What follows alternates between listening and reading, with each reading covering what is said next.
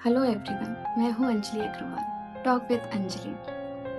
आज हम बात कर रहे हैं ओवर थिंकिंग। ओवर थिंकिंग, आप अपने आप को इतना व्यस्त कर लीजिए, अपने आप को सुधारने में इतना व्यस्त कर लीजिए कि आपको किसी की बुराई करने का वक्त ही ना मिले। ओवर थिंकिंग जब हम करते हैं ना, तो हम अपना बहुत टाइम खराब कर रहे होते हैं, हम अपनी हेल्थ खराब कर रहे होते हैं, हम अपनी मेंटल हेल्थ खराब कर रहे होते हैं।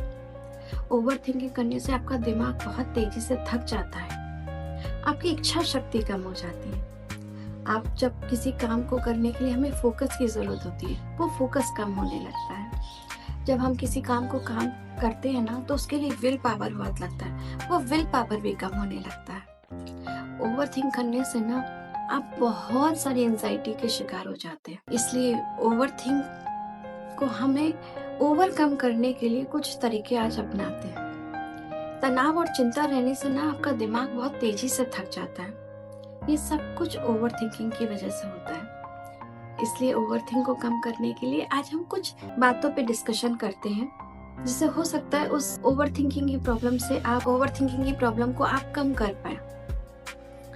सबसे पहले हर इंसान का है ना एक ट्रिगर पॉइंट होता है। उस पॉइंट पे जाके इंसान ओवर थिंकिंग करना शुरू कर देता है। हमें वो पॉइंट समझना पड़ेगा। उस ट्रिगर पॉइंट पर अपनी पकड़ बनानी पड़ेगी। एक बात को आप 100 बातों के जाल में बुन लेते हैं। आपको वहां पर अपने आप को रोकना पड़ेगा, अपने आप को समझना पड़ेगा, उस ट्रिगर पॉइंट पर पकड़ बनानी पड़ेगी। तब आप इस ओवर थिंकिंग की प्रॉब्लम का सलूशन निकाल पाएंगे। आपको एक पॉजिटिव सर्कल में रहना पड़ना चाहिए। अगर आपके आसपास नेगेटिव लोग हैं और आप खुद भी नेगेटिव बात को ओवरकम नहीं कर पाते हैं, ऐसे में ना जब आपका सर्कल पॉजिटिव होगा ना, तो आप जो उनकी पॉजिटिव बातें सुनेंगे ना, उससे आपके अंदर की नेगेटिविटी कम होगी, आपकी सोच पे फर्क पड़ेगा। पॉजिटिव लोगों की सोच का बहुत असर पड़ता है, क्योंकि वो बातें पॉजिटिवली करते हैं। कभी कभी हम खुद को नहीं समझा पाते, उस नेगेटिविटी को अपने अंदर से दूर नहीं कर पाते।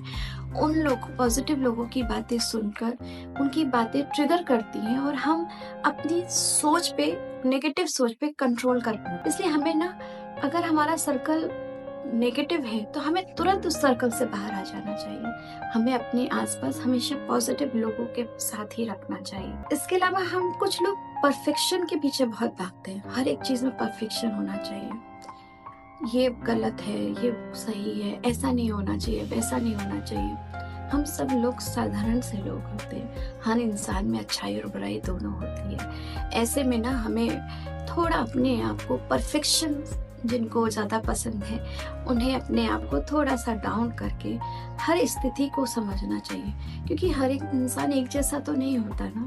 किसी में कुछ कमी होती है, किसी में कुछ कमी होती है। और जो परफेक्शन के लोग होते हैं ना, वो हमेशा कमी ढूंढ लेते हैं, तो उसकी वजह से वो ओवर थिंकिंग करना शुरू कर देते हैं। परफेक्शन के पीछे में ना बहुत ज्यादा नहीं भागना चाहिए। अपने आप को, परफेक्शन को थोड़ा सा डाउन करिए, थोड़ा सा चीजों को समझने की कोशिश कीजिए। आपकी ओवर थिंकिंग की प्रॉब्लम थोड़ी सी कम हो जाएगी। वहां पर अपने आप को कभी तन्हा नहीं छोड़ना चाहिए, अकेला नहीं छोड़ना चाहिए। कुछ लोगों को लगता है कि नहीं, मैं एकांत में रहूंगा तो अच्छा रहेगा। ऐसे में ना हम ओवर थिंकिंग को इनविटेशन दे रहे होते हैं।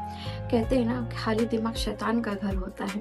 आप अकेले हैं और आपने किसी नेगेटिव थॉट पर सोचना शुरू कर दिया, ओवरथिंक करना शुरू कर दिया, तो आप तुरंत अपने पेरेंट्स के पास चले जाइए, अपने रिलेटिव्स के पास चले जाइए, अपने फ्रेंड्स के पास चले जाइए। अपने आप को लोगों के बीच में रख लीजिए, ताकि आप अपनी बातों के आदान प्रदान से ना आपकी वो जो ओवर थिंकिंग की जो प्रॉब्लम है उस टाइम वो कम होनी शुरू हो जाएगी।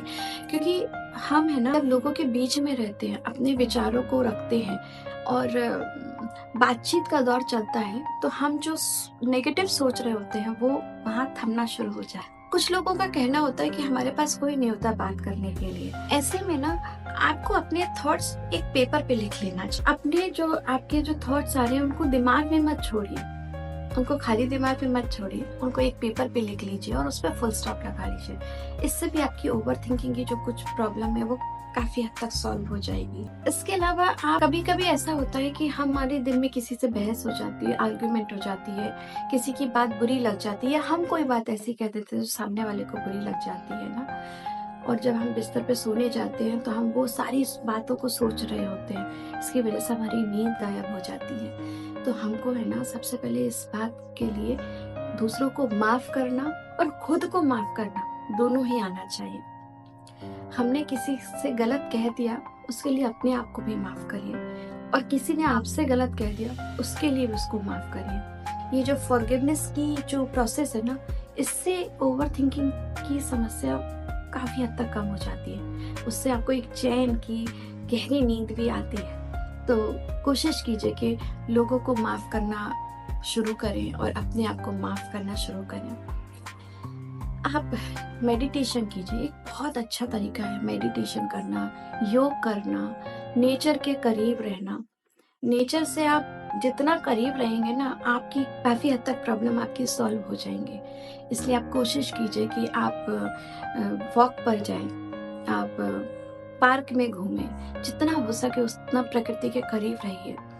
ऐसा करने से आपकी ओवरथिंकिंग की जो प्रॉब्लम है, काफ़ी हद तक कम होगी। अगर आपको मेरी बातें अच्छी लगी हों तो प्लीज़ मेरे चैनल को सब्सक्राइब कीजिए, लाइक कीजिए, शेयर कीजिए और बेल आइकन का बटन ज़रूर दबाइए। Thank you.